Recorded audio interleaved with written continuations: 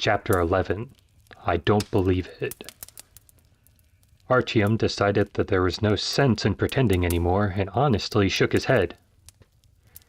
At the watchtower they will lead you to this and to much more, and your eyes will be open to many things, proclaimed Brother Timothy. Do you know what Jesus Christ, the Son of God, said to his disciples at Laodicea? Seeing Artyom avert his eyes, he shook his head in mild reproach. Jesus said, I counsel you to buy from me salve to anoint your eyes that you may see. But Jesus was not talking about physical illness, stressed Brother Timothy, raising his index finger, and his voice shifted to an exalted, intriguing intonation that promised to the inquiring mind an astonishing sequel. Artyom was quick to express lively interest. Jesus was talking about spiritual blindness, which had to be healed, said Timothy, in explanation of the riddle. Like you and thousands of other lost souls who are wandering blindly in the dark. But belief in the true God of our Jehovah is that salve for the eyes which opens your eyelids wide so that you can see the world as it really is, because you can see it physically, but spiritually you are blind. Artyom thought that eye anointment would have done him good 4 days ago. Since he didn't reply, Brother Timothy decided that this complex idea required some further interpretation, and was quiet for a while to allow what Artyom had heard to sink in. But after 5 minutes, a light flickered up ahead, and Brother Timothy interrupted his reflections to report the joyous news. Do you see the light in the distance? That is the watchtower. We're here. There's no tower at all, and Artyom felt slightly disappointed. It was a regular train standing in a tunnel, whose headlights shone softly in the darkness, illuminating 15 meters in front of it. When Brother Timothy and Artyom arrived at the train, a chubby man came down from the engineer's cab to meet them, wearing the same type of robe as Brother Timothy. He embraced rosy cheeks, and also called him my beloved brother, from which Artyom deduced that this was more of a figure of speech than a declaration of love. Who is this young fellow? The chubby guy asked in a low voice, smiling tenderly at Artyom. Artyom, our new brother, who wants to walk with us on the path to truth, to study the Holy Bible and renounce the devil, explained rosy-cheeked Timothy. Then permit the watchtower to welcome you, oh my beloved brother Artyom, droned Fatso, and Artyom was again amazed that he too did not seem to notice the unbearable stench that had now permeated his entire being. And now, cooed Brother Timothy, as they were making their leisurely way through the first car, before you meet the brothers in the hall of the kingdom, you have to clean your body, for Jehovah God is clean and holy. He expects his worshippers to maintain their spiritual, moral, and physical cleanliness, as well as cleanliness of thoughts. We live in an unclean world, he said, glancing sadly at Artyom's clothes, which were certainly in a deplorable condition. And serious efforts are required of us to remain clean in God's eyes, my brother, he concluded, and hustled Artyom into a nook that was decked out with plastic sheets set up not far from the entrance to the car. Timothy asked him to undress, and then handed him a bar of gray soap with a nauseating smell, and 5 minutes later, water ran for him from a rubber hose. Artyom tried not to think about what the soap was made out of, at any event, and not only ate up the dirt on his skin, but also destroyed the disgusting smell emanating from his body. After the procedures were complete, Brother Timothy gave Artyom a relatively fresh robe, like his own, and looked disapprovingly at the cartridge case hanging around his neck, perceiving it to be a pagan talisman, but limited himself to a reproachful sigh. It was also surprising that on this strange train, stuck, who knows when, in the middle of the tunnel, and now serving as a shelter for the brethren, there was water, and it came out under such strong pressure. But when Artyom asked about the strange water that was coming from the hose, and how it was possible to build such a structure, Brother Timothy only mysteriously smiled, and declared that the aspiration to please Lord Jehovah really moved people to heroic and glorious acts. The explanation was more than a bit foggy, but it would have to suffice. Then they went into a second wagon where long, empty tables were built between rigid, lateral benches. Brother Timothy walked up to a man who was conjuring something over a big cauldron from which a seductive steam was rising. And he returned with a big dish of some kind of thin gruel, which turned out to be quite edible, even though Artyom couldn't work out what it was made from. While he hastily scooped up the hot soup with an old aluminum spoon, Brother Timothy watched affectionately, not missing a chance to proselytize. "Don't think that I don't trust you, brother, but your answer to my question about belief in our God didn't sound very solid. Can you really imagine a world in which He doesn't exist? Surely our world can't have created itself, not according to His wise will. Could the infinite variety of forms of life, the beauty of the earth," he gestured around the dining room with his beard, "could all this be just an accident?" Artyom looked around the wagon attentively, but didn't see any other forms of life in it apart from themselves and the cook. Again he bent over his bowl and only issued some skeptical rumblings. Contrary to his expectations, his disagreement didn't embitter Brother Timothy at all. Quite the opposite, in fact. He had visibly enlivened. His pink cheeks were lit with a fervent, fighting flush. "If this doesn't convince you of His existence," Brother Timothy continued energetically, "then think about it in a different way. If this world isn't a display of divine will, then it means—" His voice froze, as if from fright, and only after several long moments, during which Artyom completely lost his appetite, did he finish his thought. "Then that means that people are left to their own devices, and there's no point in our existence, and there's no point in prolonging it. It means that we are completely alone, and no one cares for us. It means that we are plunged into chaos, and there isn't the slightest hope of a light at the end of the tunnel. And it's frightening to live in such a world. It's impossible to live in such a world." Artyom didn't say anything to him in reply, but these words made him think. Until this moment he had in fact viewed his life as total chaos, like a chain of accidents without connection or sense, though this oppressed him, and the temptation to trust any simple truth that might fill his life with meaning was great. He considered it cowardice, and through the pain and the doubt, he gained strength in the thought that his life was of no use, that each living thing should resist nonsense and the chaos of life. But he didn't feel at all like arguing with the gentle Timothy right now. He felt a satisfied and benevolent feeling, and he felt sincere gratitude to the person who had picked him up, tired, hungry, and stinking, and who had spoken warmly to him, who now fed him and given him clean clothes. He wanted to somehow thank him, and so when the man beckoned him to join a meeting of the brothers, Artyom stood up readily, showing with his every mannerism that he would go with pleasure to this meeting, and wherever he was led. The meeting was to take place in the next, that is, the third carriage. It was full of all sorts of people, mostly dressed in the same overalls. In the middle of the carriage there was a small scaffold, and the person standing on it towered over everybody at the floor level, almost resting his head on the ceiling. "It is important that you listen to everything," Brother Timothy told Artyom instructively, clearing their path with gentle nudges and leading Artyom to the very middle of the crowd. The orator was rather old, and there was a handsome gray beard falling down his chest, and his deep-set eyes of an indeterminate color looked round wisely and calmly.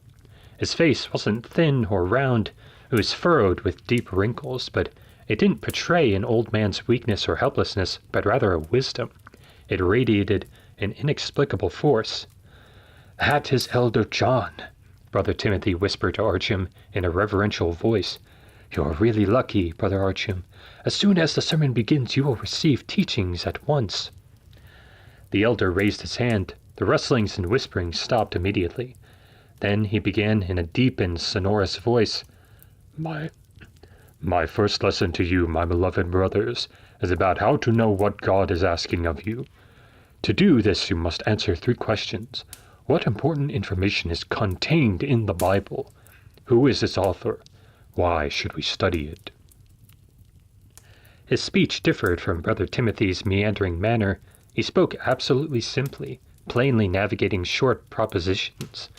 Artyom was at first surprised by this, But then he looked from side to side and saw that the majority of people were only able to understand words like this, and the pink-cheeked Timothy had no more effect on them than the walls or the table. Meanwhile, the gray-haired preacher informed them that God's truth lay in the Bible, who he is and which were his laws. After that, he turned to the second question and told them that the Bible was written by about 40 different people, about 1,600 years, and they were all inspired by God. That's why, the elder concluded, the author of the Bible isn't a person, but it is God, living in the heavens. But now, answer me this, brothers. Why do we need to study the Bible?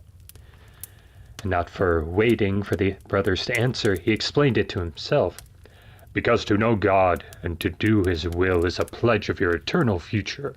Not everyone will be pleased that you are studying the Bible, he warned. But don't let anyone prevent you. He cast a stern look around the congregation. There was a moment's silence, and then the old man, having taken a sip of water, continued.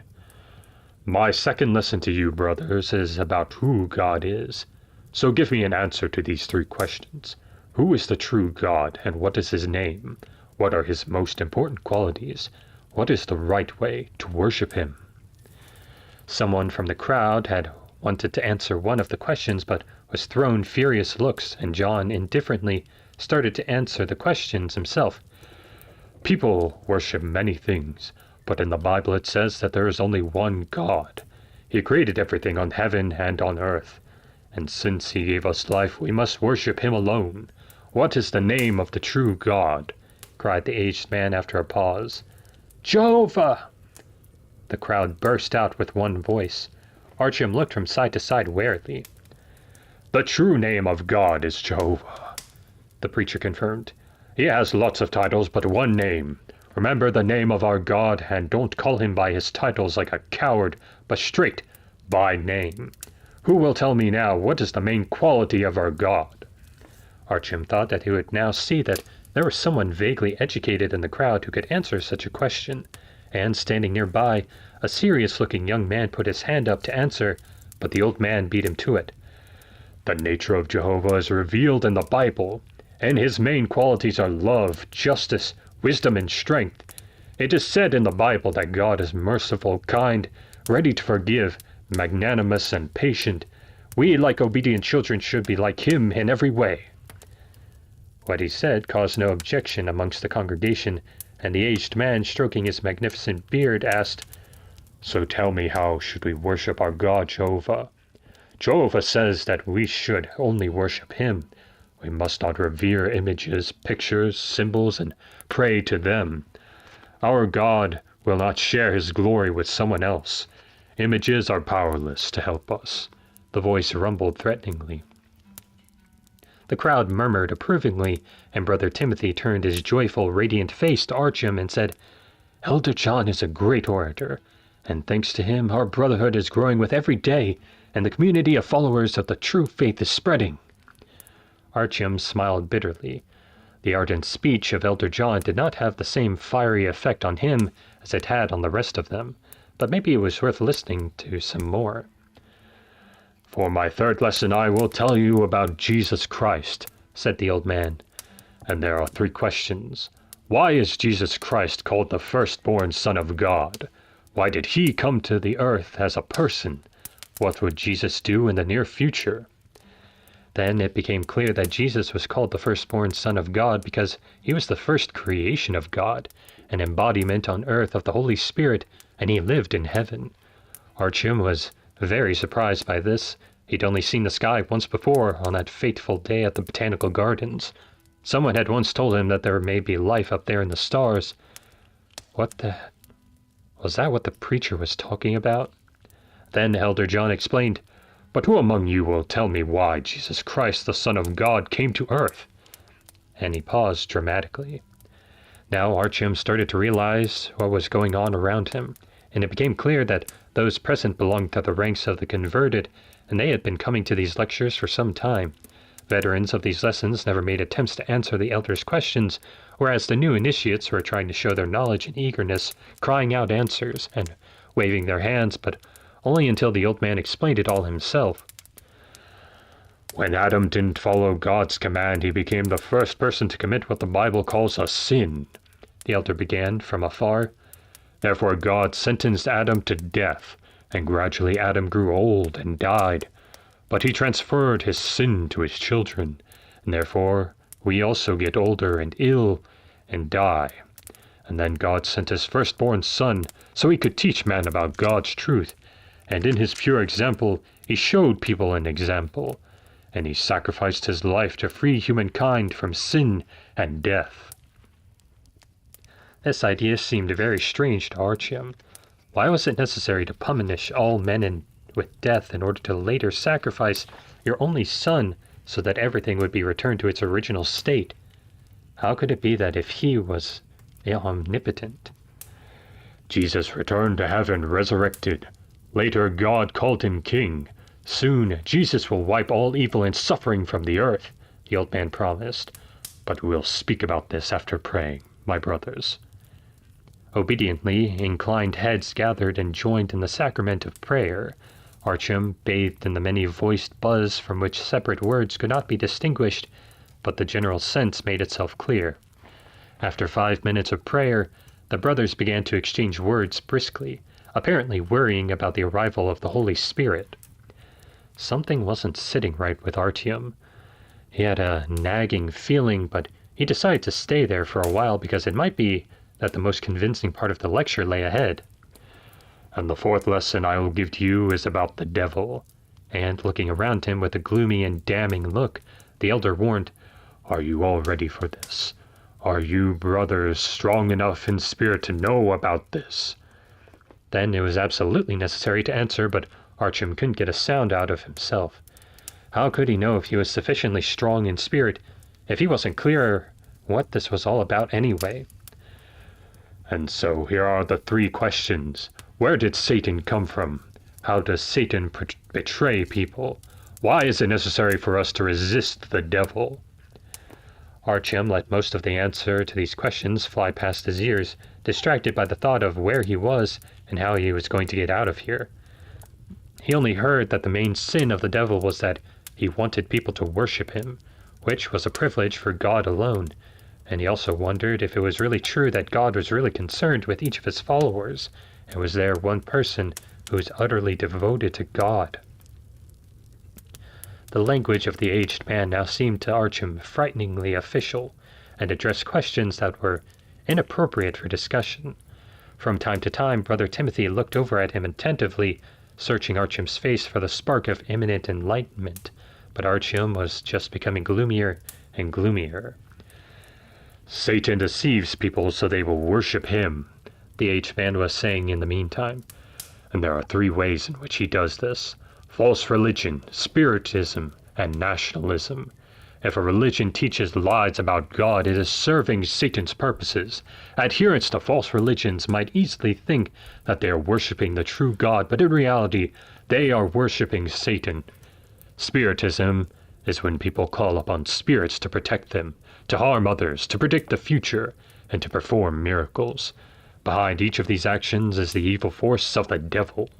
The old man's voice was shaking from hatred and disgust. And apart from that, Satan deceives people by inciting nationalistic pride within them, and inducing them to worship political organizations. The elder warned them with an upraised finger. People think that their race or nation is superior to others, but it isn't true. Artyom rubbed the back of his neck, which was still marred by a red welt, and coughed. He couldn't agree with that last comment. Some people are convinced that political organizations will rid them of mankind's problems.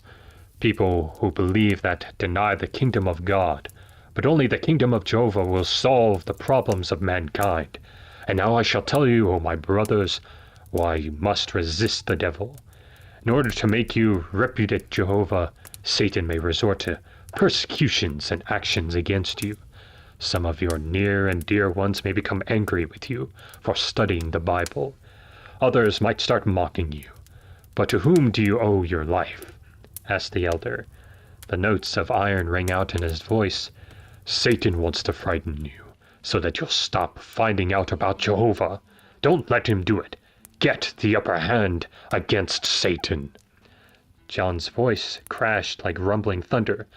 "By resisting the devil, you will prove to Jehovah that you are in favor of his dominion."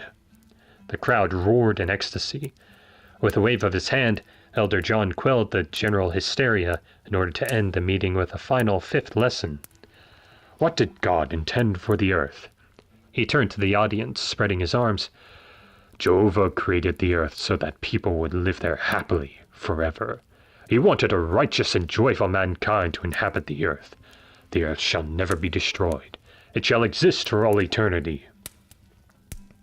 Unable to contain himself, Artyom snorted. Angry looks shot in his direction, and Brother Timothy raised a threatening finger. "The first human beings, Adam and Eve, sinned, deliberately violating God's law," continued the orator. "Therefore Jehovah expelled them from paradise, and paradise was lost. But Jehovah did not forget the purpose for which he had created the earth. He promised to transform it into a paradise in which people would live forever. How did God fulfill his plan?" The elder posed the question to himself. A lengthy pause indicated that the key moment of the sermon was about to arrive. Artyom was all ears. "Before the earth could become a paradise, the evil people would have to be eliminated." John pronounced the words forebodingly.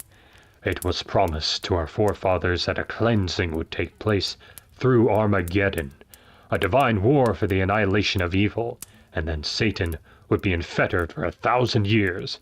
There would be nobody left to harm the earth. Only God's people would remain alive, and King Jesus Christ will rule the earth for 1,000 years."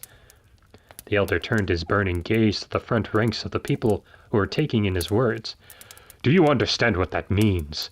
The divine war for the annihilation of evil has already ended. What happened to the sinful earth was Armageddon. Evil was incinerated. According to what was prophesied, only God's people would survive. We who live in the metro are the people of God. We survived Armageddon. The kingdom of God is at hand. Soon there will be neither old age, nor illness, nor death.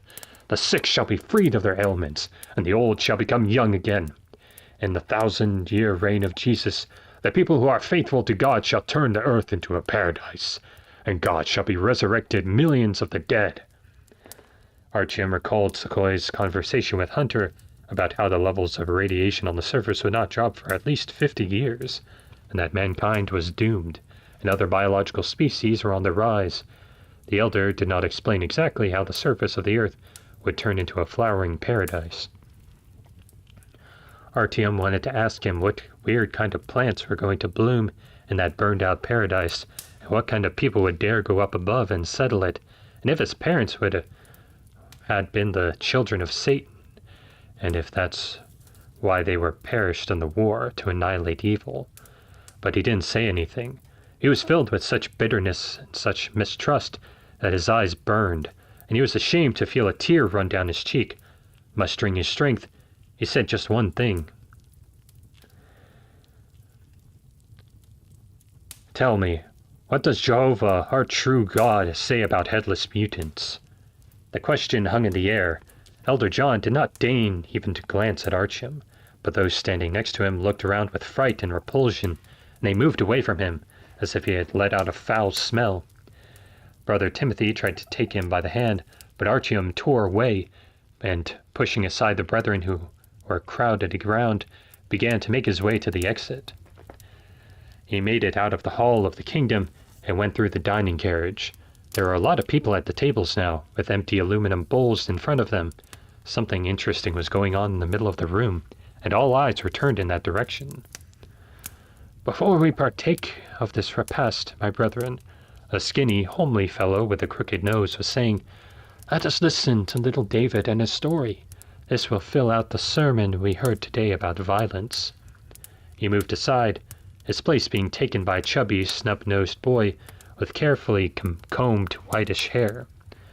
"He was mad at me and wanted to give me a drumming," David began, speaking with the intonation children use when reciting verses they've learnt by heart. "Probably only because I was short. I backed away from him and cried out, 'Stop! Wait! Don't beat me! I've done nothing to you. What did I do to offend you? You'd better tell me what happened.' A well-rehearsed expression from exultation came over David's face. "And what did that awful bully say to you?" The skinny fellow jumped in excitedly. "It turned out that somebody had stolen his breakfast, and he was only taking out his annoyance on the first person he ran into," David explained, but something in his voice made it seem doubtful that he himself understood very well what he had just said. "And what did you do?" asked the thin man, stoking the tension. "I just said to him, 'If you beat me, you won't bring your breakfast back.' And I suggested to him instead to go to Brother Chef and tell him what had happened. We asked for another breakfast for him, and after that he shook my hand and was always friendly to me." "Is the man who offended little David present in this room?" asked the skinny fellow with the voice of a prosecutor. A hand shot up, and a strapping 20-year-old with a doltish and malevolent-looking face began to make his way toward the improvised stage to tell of the miraculous effect of little David's words upon him. It wasn't easy. The boy was obviously more adept at memorizing words whose meaning he didn't understand. When the presentation was over, and little David and the repentant thug left the stage to the approving sound of applause, the stringy fellow took their place again and addressed the seated audience in an impassioned voice. "Yes, the words of the meek possess enormous power. It says in Proverbs, 'The words of the meek break bones.' Softness and meekness are not weaknesses, O my beloved brethren, for softness conceals an enormous strength of will. And examples from the Holy Bible give us proof." Flipping through a well-thumbed book for the page he wanted, he began to read aloud some story in tones of rapture. Artyom moved ahead, followed by surprised looks, and finally made it to the lead car. Nobody stopped him there, and he was about to go onto the tracks, but Bashny, the senior guard, that amiable and unflappable hulk of a man, greeted him cordially at the door, now blocking the way with his torso, and, knitting his thick brows, sternly asked if Artyom had permission to exit. There was no way to get around him. Waiting half a minute for an explanation, the guard kneaded his enormous fists with a dry crackle and moved toward Artyom. Looking around in all directions, trapped, Artyom remembered little David's story. Maybe instead of hurling himself against the elephantine guard, it would be worth finding out if maybe somebody stole his breakfast. Fortunately, just then, Brother Timothy caught up with him. Looking at the security man tenderly, he said, "This young man may pass. We don't hold anybody here against their will." The guard looked at him in surprise and obediently stepped aside. "But allow me to accompany you even just a little way, O my beloved brother Artyom," Brother Timothy sang out, and Artyom, unable to resist the magic of his voice, nodded. "Perhaps the way we live here is something unaccustomed for you the first time," Timothy said in soothing tones. "But now the divine seed has been implanted in you as well, and it is clear to my eyes that it has fallen into favored soil. I only want to tell you how you should not act, now that the kingdom of God is near as ever before, lest you be turned away. You must learn to hate evil, and to avoid the things which God abhors, fornication, which means infidelity, sodomy, incest, and homosexuality, gambling, lying, thievery, fits of rage, violence, sorcery, spiritualism, drunkenness." Brother Timothy reeled them off in a rush of words, nervously looking Artyom in the eye.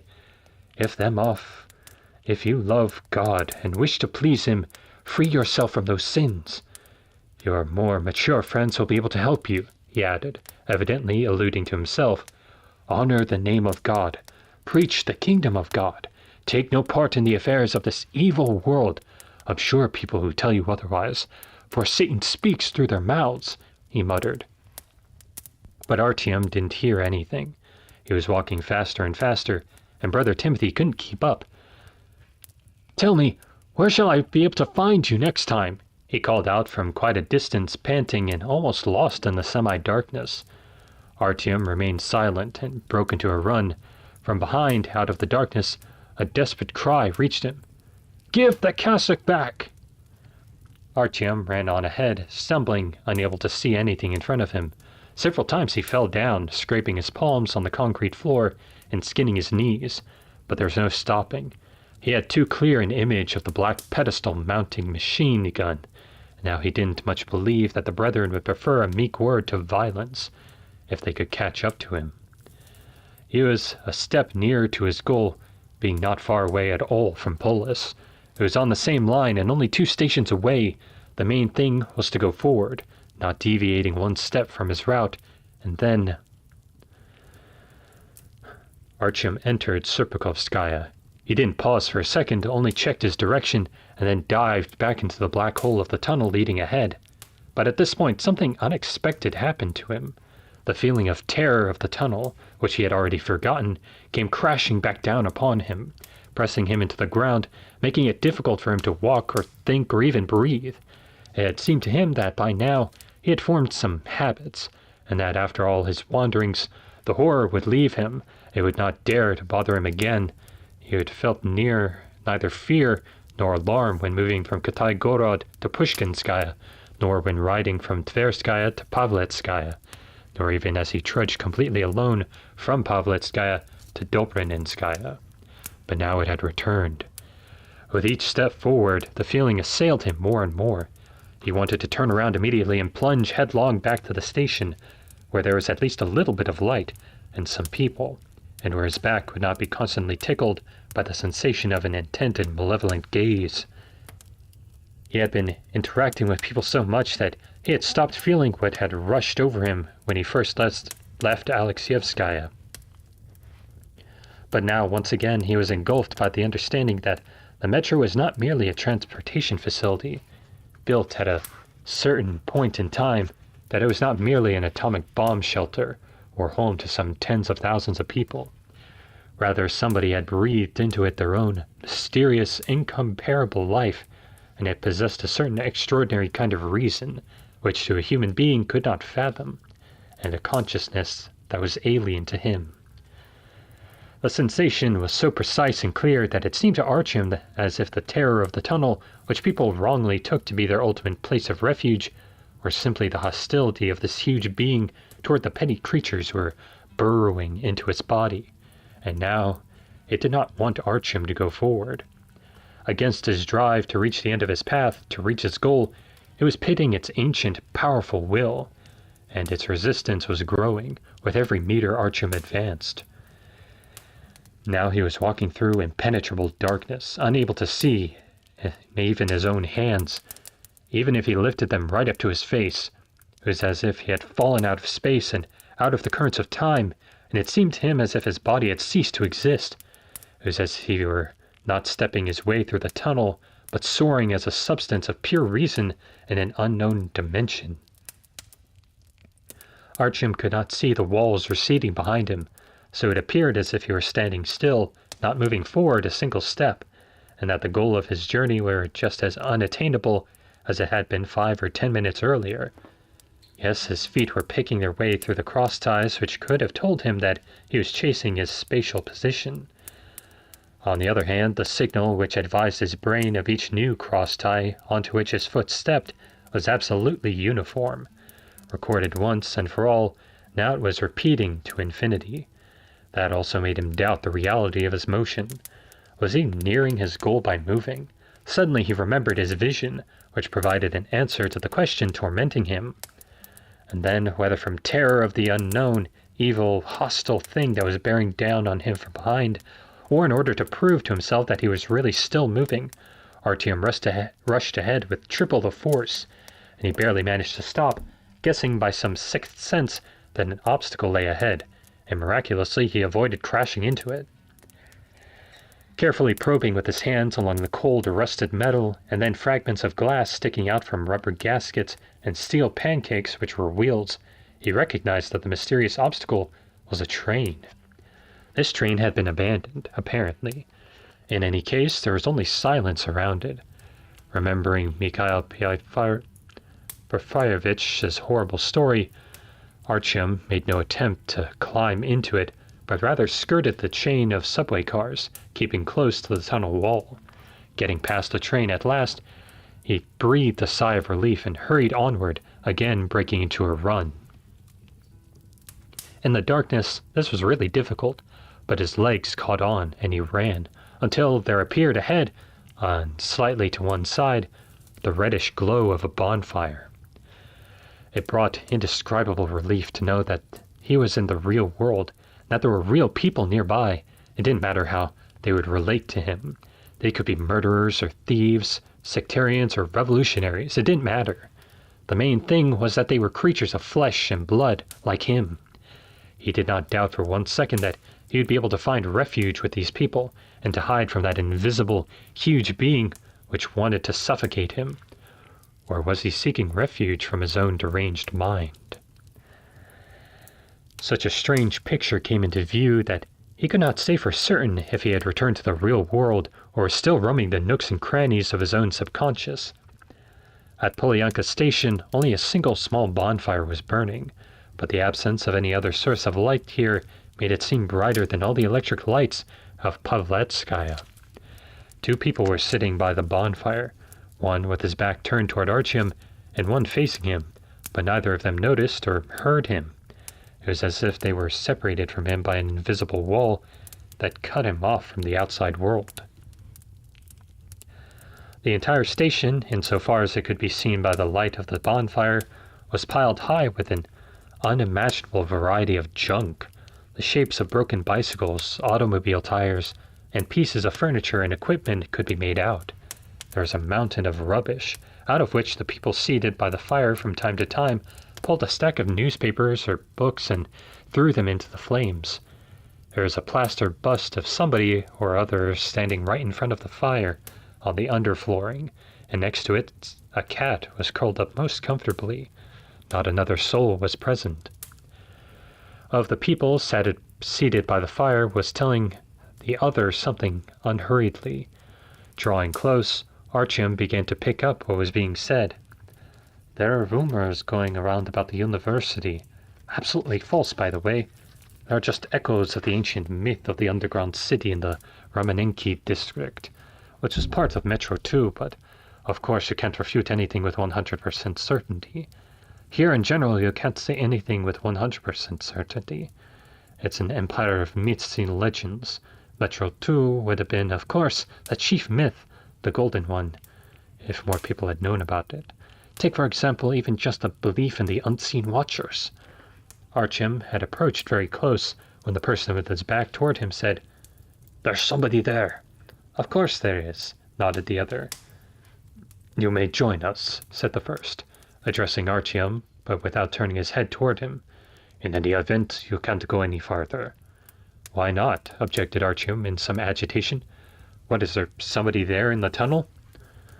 "No one, of course," the man patiently explained. "Who is going to mess around in there? You can't go there now anyway, I'm telling you, so sit down." "Thank you." Artyom took a tentative step forward and sank to the floor across from the bust. They were over 40. One was gray-haired with square glasses, the other was thin, with fair hair and small beard. Both of them were wearing old quilted jackets. They were inhaling smoke through a thin tube rigged up to something like a calabash, from which there issued a head-spinning fragrance. "What's your name?" asked the fair-haired one. "Artyom," the young man replied mechanically, busy with studying these strange people. "His name is Artyom," the fair-haired man said to the other. "Well, that's understood," he replied. "I am Yevgeny Dmitrovich, and this is Sergei Andreevich," said the fair-haired man. "We don't have to be so formal, do we?" Sergei Andreevich said. "Sergei, as you and I have reached this age, we might as well take advantage of it. It's a question of status and all that." "Okay, and what else?" Sergei then asked Artyom. The question sounded very odd, as if he were insisting that they continue something that had not ever started, and Artyom was quite perplexed. "So you're Artyom, but so what? Where do you live? Where are you going? What do you believe in? What do you not believe in? Who is to blame and what is to be done?" Sergei explained. "Like it used to be, remember?" Sergei said suddenly, and for no apparent reason. "Oh, yes," laughed Yevgeny. "I live at Exhibition, or at least I did live there," Artyom began reluctantly. "Just like... who put the jackboot on the control panel?" The fair-haired man grinned. "Yes, nothing left of America," Sergei smirked, taking off his glasses and examining them in the light. Artyom looked warily at them again. Maybe he should just get out of here while the going was good. But what they had been talking about before they noticed him kept him by the fire. "And what is this Metro 2, if you'll excuse me? I overheard a little," he admitted. "So you want to find out about the main legend of the Metro?" Sergei smiled patronizingly. "Just what is it you want to know?" "You're talking about an underground city and about some kind of observers?" "Well, Metro 2 was generally a refuge for the gods of the Soviet pantheon during the time of Ragnarok. If the forces of evil were to prevail," began Yevgeny, gazing at the ceiling and blowing smoke rings. "According to legends, under the city whose dead body lies there, above us another metro had been built for the elite. What you see around you is the metro for the common herd. The other one, according to legends, that's for the shepherds and their dogs. And at the very beginning, when the shepherds had not yet lost their power over the herd, they ruled from there. But their strength gave out and the sheep ran off. Gates alone were what connected these two worlds, and if you believe the legends, these were located right where the map is now sliced in two, as if by a blood-red scar on the red line branch, somewhere behind the Sportnaya. Later, something occurred that closed the entrance to Metro 2 forever. Those who lived there lost any knowledge of what had taken place, and the very existence of Metro 2 became somehow mythical and unreal. But," he pointed upward, "despite the fact that the entrance to Metro 2 no longer exists, that does not at all mean that it has ceased to exist. On the contrary, it is all around us. Its tunnels wind around our stations, and its stations could be just a few steps behind our station's walls. These two structures are inseparable. They are like the circulatory system and lymphatic vessels of an organism. And those who believe that the shepherds could not have abandoned their herd to the mercy of fate say that they are present imperceptibly in our lives, direct us, follow our every step, but do not reveal themselves and do not let their existence be known. And that is the belief in unseen watchers." The cat, curling up next to the soot-covered bust, raised her head and, opening her enormous, lustrous green eyes, looked at Artyom with a startlingly clear and intelligent expression. Her stare was nothing like that of an animal, and Artyom could not immediately be sure that someone else was not studying him carefully through their eyes. But the cat yawned, stretching out her sharp pink tongue, and, burying her muzzle in her bedding, dropped back to sleep, like an illusion that had vanished. "But why don't they want people to know about them?" Artyom remembered his question. "There are two reasons for that. First of all, the sheep are guilty of having rejected their shepherds at the moment of weakness. Second, since Metro 2 was cut off from our world, the shepherds have developed differently from us, and are no longer human, but beings of a higher order, whose logic is incomprehensible to us and whose thoughts are unacceptable. No one knows what they think of our Metro, but they could change everything, even return us to our wonderful lost world, because they have regained their former power. Because we rebelled against them once and betrayed them, they no longer have anything to do with our fate. However, the shepherds are everywhere, and our every breath is known to them, every step, every blow, everything that happens in the Metro. They only observe for the present, and only when we atone for our dreadful sin will they turn us with a gracious gaze and extend a hand to us, and then a renaissance will begin. That is, those who believe in the unseen watchers say." He fell silent, inhaling the aromatic smoke. "But how can people atone for their guilt?" Artyom asked. "Nobody knows except the unseen watchers themselves. Humans don't understand it because they don't know the dispensation of the watchers." "Then people might never be able to atone for their sin against them." Artyom was baffled. "Does that bother you?" Yevgeny shrugged his shoulders and blew two more big, beautiful smoke rings, one slipping through the second. There was silence for a time, at first light and limpid, but gradually getting thicker and louder and more palpable. Artyom felt a growing need to break it in any way he could, with any senseless phrase, even a meaningless sound. "And where are you from?" he asked. Before, I lived at Smolenskaya, not far from the metro, about 5 minutes' walk, Yevgeny replied, and Artyom stared at him in surprise. How could he have lived not far from the metro? He must have meant that he lived not far from a metro station in a tunnel, right? He ought to walk past food stalls. We sometimes brought beer there, and there were always prostitutes standing around near the stalls, and the police had headquarters there, Yevgeny continued, and Artyom had started to realize that he was talking about the old times, about what had gone on before.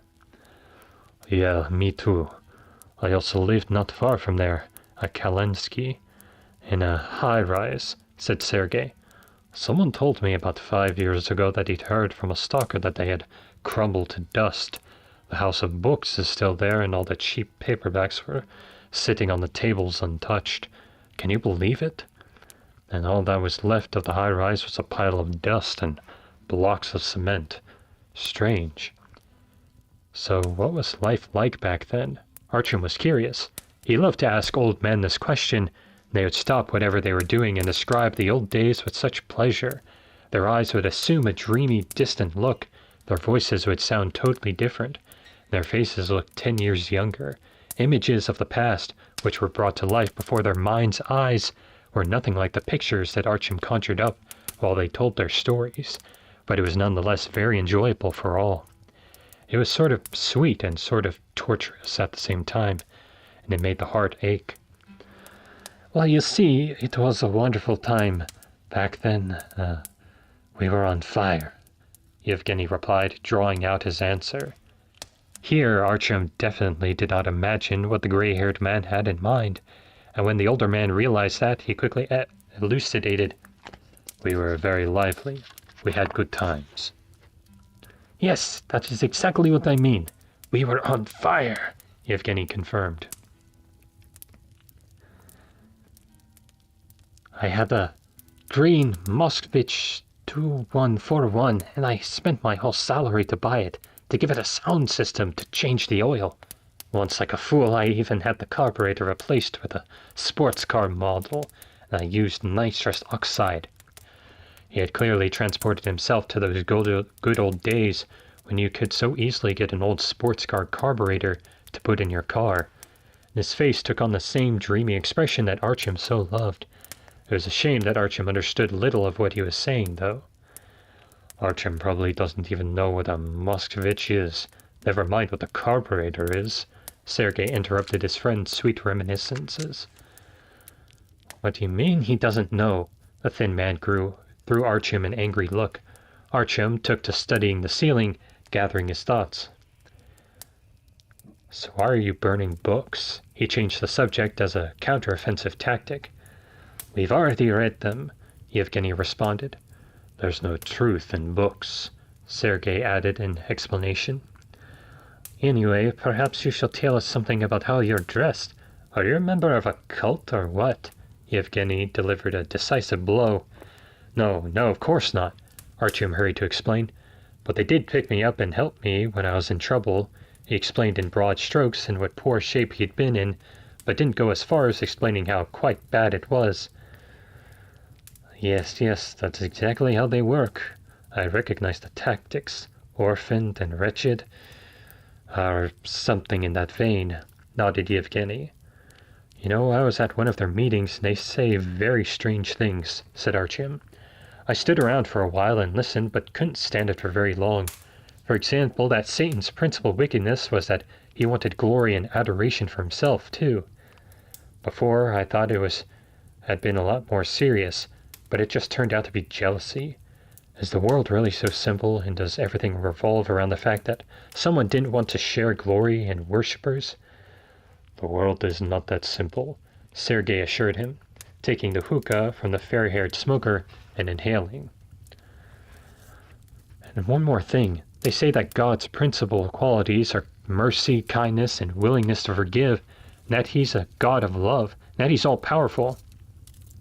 At the same time, the first time man disobeyed him, he was kicked out of paradise and made mortal, and then the whole lot of people die, not scary, and in the end God sends his son to save everyone, and then his son dies a horrible death and calls out to God before he dies, asking God why he had forsaken him. And all this for what? To purge with his blood the sin of the first human, who God had himself provoked and punished, and so that people could return to paradise and again discover immortality. It's some kind of pointless baloney, because he could have just not punished everyone so severely to begin with for stuff they didn't do. Or he could have discontinued the punishment because the offense had taken place so long ago. But why sacrifice your beloved son and even betray him? What kind of love is that? What kind of willingness to forgive? Where's the omnipotence? Roughly and bluntly stated, but correct in general terms, said Sergei approvingly, passing the hookah to his companion. Here's what I can say on the subject, said Yevgeny, filling his lungs with smoke and smiling blithely. He paused for a minute and then continued. So if their God indeed has some qualities or distinguishing aspects, they certainly don't include love or justice or forgiveness. Judging from what's happening on Earth from time to time, it was, created. Only one kind of love had been unique to God. He loves interesting stories. First, he sets up an interesting situation and then he stands back to see what happens. If the result is a little flat, he adds a little pepper. So old man Shakespeare was right. All the world's a stage, not just the one he was hinting at, he concluded. This morning alone you have talked your way into several centuries in hell, observed Sergei. That means you'll have someone to talk to there, Yevgeny told his companion. On the other hand, many interesting acquaintances may be made there, said Sergei. For example, among the upper hierarchy of the Catholic Church. Yes, they are surely there. They, strictly speaking, so are ours. Both of Artyom's companions clearly didn't much believe that the world there would someday be a reckoning for everything said now, but Yevgeny's words about how what was happening to humanity is just an interesting story led Artyom to a new thought. I've read a good many different books, he said, and I'm amazed that they're nothing like real life. I mean, look, events in books are arranged in a nice straight line. Everything is tied together and tied to everything else. Causes have effects and nothing doesn't just happen. But in reality, everything's completely otherwise. I mean, life is just full of senseless events that happen to us randomly. There's no such thing as everything happening in a logical sequence. What's more, books, for example, come to an end just where the logical chain breaks off. There's just a beginning, a development, then a peak, and an end. A climax, not a peak, Sergei corrected him, listening to Artyom's observations with a bored look. Yevgeny also did not evince any particular interest. He moved the smoking apparatus closer to himself, inhaled some aromatic smoke, and held his breath. Okay, climax, continued Artyom, slightly discouraged. But in life, everything's different. First, a logical chain might come to an end, and second, even if it does, nothing comes to a close because of it. You mean to say that life has no plot? Asked Sergei, helping Artyom formulate his words. Artyom thought for a minute, then nodded. But do you believe in fate? Asked Sergei, inclining his head to the side and examining Artyom studiously, while Yevgeny turned away from the hookah with interest. No, said Artyom decisively. There is no fate, just random events that happen to us, and then we make things up on our own later. Too bad, sighed Sergei disappointedly, austerely looking at Artyom over his eyeglasses. Now I'm going to present a little theory of mine to you, and you'll see for yourself if it matches your life or not. Seems to me that life, of course, is an empty joke, and that there's no purpose to it all, and that there's no fate, which is to say, everything explicit and definite along the lines of you're born and you already know that you're going to be a cosmonaut or a ballerina, or that you'll die in your infancy. No, not like that. While you're living your allotted time, how do I explain this? It may happen that something happens to you that forces you to perform specific actions and make specific decisions, keeping in mind that you have free will and can do this or that. But if you make the right decision, then the things that happen to you subsequently are no longer just random. To use your word, events. They are caused by the choices you made.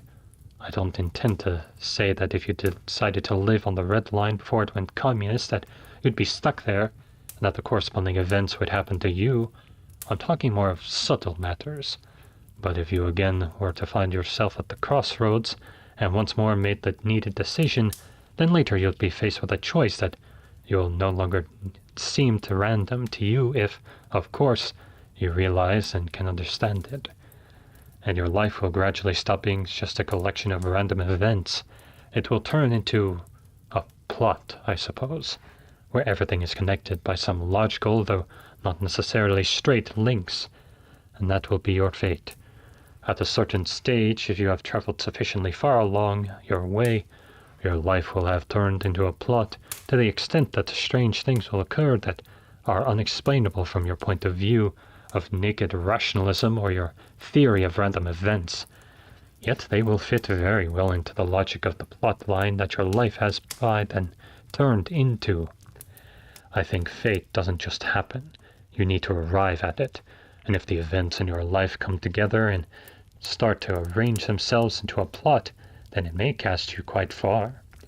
It is most interesting that a person may not even suspect that this is happening to him, or may conceive what has happened based on a false premise by attempting to systematize events to match his own worldview. But fate has its own logic. This strange theory, which at first seemed to Artyom to be complete mumbo-jumbo, suddenly forced him to look at everything that had happened to him from the very beginning when he had agreed to Hunter's proposal to leave for Polis from a new point of view. Now all of his adventures, all of his travels, which he had previously viewed as unsuccessful and desperate attempts to achieve a goal of his quest, which he pursued wherever it led him, appeared before him in a different light, and it seemed to him to be an elaborately organized system that formed an ornate yet well-thought-out structure. Because if one considered Artyom's acceptance of Hunter's proposal as the first step along the way, as Sergei had said, then all subsequent events, including the expedition to Riga, and the fact that Bourbon had approached him at Riga, and that Artyom didn't recoil from him, constituted the next step, and that Khan came to meet him, although he could have remained at Sukhorevskaya. Yet this could be explained some other way as well. At any rate, Khan himself cited completely different reasons for his actions. Then Artyom was taken prisoner by the fascists at Tverskaya and should have been hanged, but circumstances so arranged themselves that the International Brigade decided to attack Tverskaya precisely on that day. Had the revolutionaries shown up a day earlier or a day later, Artyom's death would have been unavoidable, and then his quest would have ended.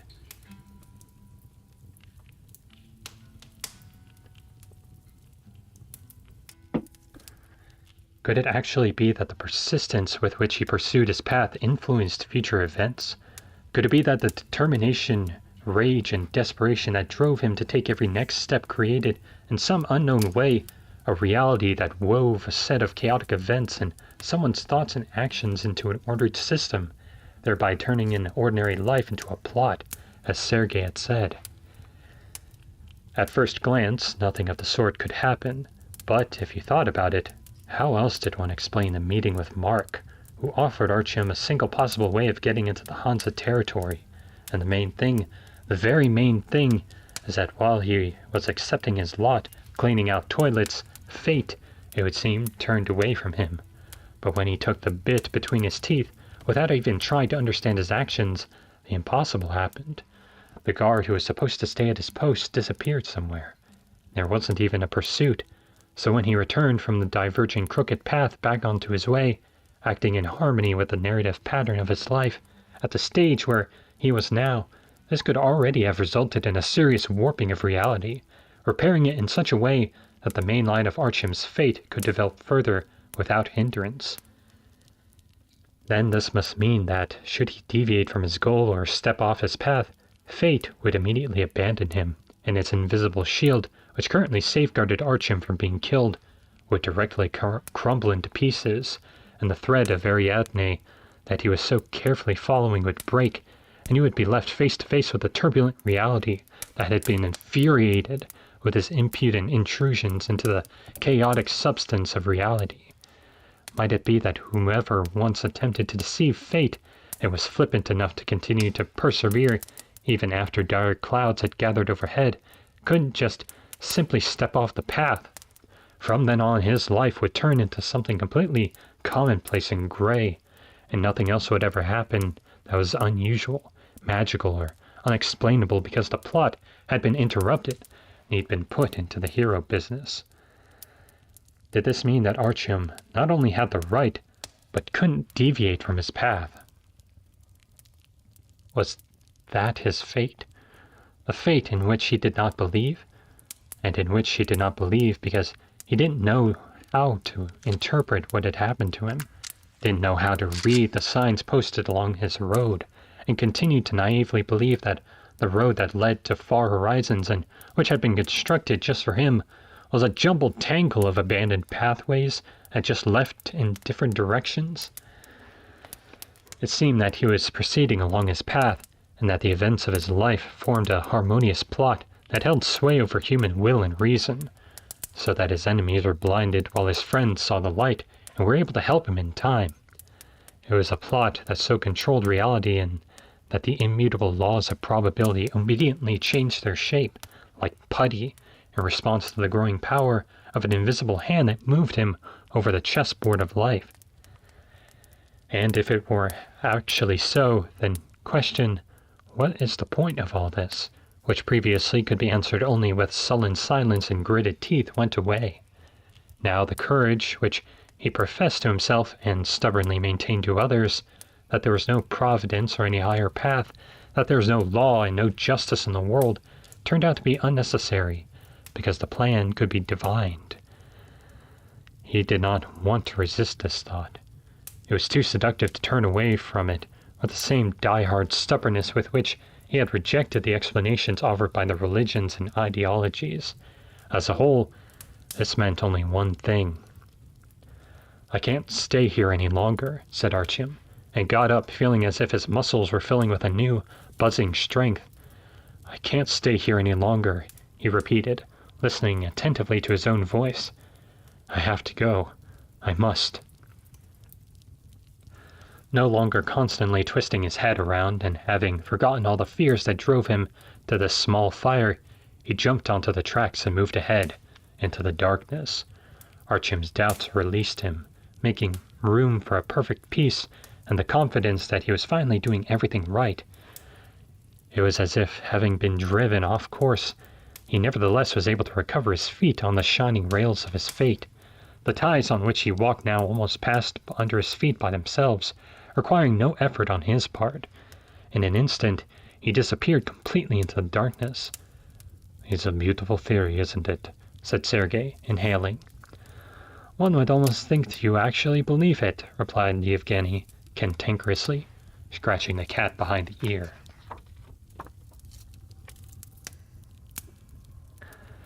Thank you. That was Chapter 11 of Metro 2033. Thank you for listening, and good night.